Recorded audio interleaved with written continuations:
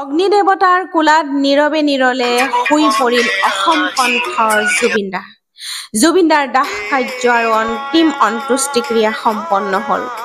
অসমৰ সংগীত জগতৰ মহান শিল্পী জুবিনদাৰ মৃতদেহটো তেওঁৰ ভনী পালামি বৰঠাকুৰে চিতা জ্বলায়। প্ৰতিজন ব্যক্তিৰে অন্তৰাত্মা কঁপি উঠিল, অতি দুখ বহুতৰে চকুপানী ওলাল আৰু বহুতো লোকে চকুপানী যোগেই তেখেতক বিদায় জনালে।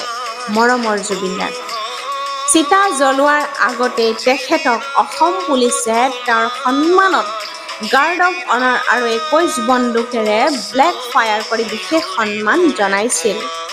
গণমান্য ব্যক্তি মুখ্যমন্ত্ৰী মামা, কেন্দ্ৰীয় মন্ত্ৰী কিৰণ ৰিজিজু, সৰ্বানন্দ সোণোৱাল ডাঙৰীয়া, স্পীকাৰ বিশ্বজিৎ দৈমাৰী ডাঙৰীয়া, অসম পুলিচৰ ডিজিপি ডাঙৰীয়া আৰু অন্য হাজাৰ হাজাৰ লাখ লাখ লোকে জুবিনৰ অন্ত্যেষ্টিক্ৰিয়াত উপস্থিত হ'ল। পুৱতি নিশা 4 বজাৰ পৰাই তেওঁৰ ভক্ত বহু লোক আহি তেওঁৰ শেষ অন্ত্যেষ্টিক্ৰিয়াৰ বাবে ডিঙিত গামোচা, হাতত ছাতি লৈ অপেক্ষা কৰি আছিল। আৰু সকলো ভক্তই জুবিনৰ অতি আৱেগিক গান, মৰমৰ গান আছিল আমাৰ সেইটো আৱেগিক মায়াবিনী ৰাতিৰ বুকুত দেখা পালো তোমাৰ ছবি, ধৰা দিলা গোপনে আহি হিয়াৰ কোণত, এই গান গাই জুবিনদাক সন্মান কৰিছিল। ৰাতিপুৱা 8:20 দ্বিতীয় মৰণোত্তৰ পৰীক্ষা GMCHত সম্পন্ন কৰা হয় জুবিনদাৰ।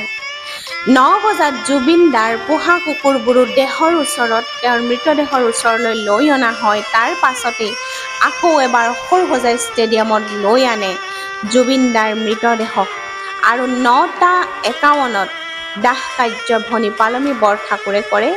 তাৰে পাছতেই সৰুসজাই ষ্টেডিয়ামৰ পৰা কমাৰকুছিলৈ লৈ যাত্ৰা আৰম্ভ হয়।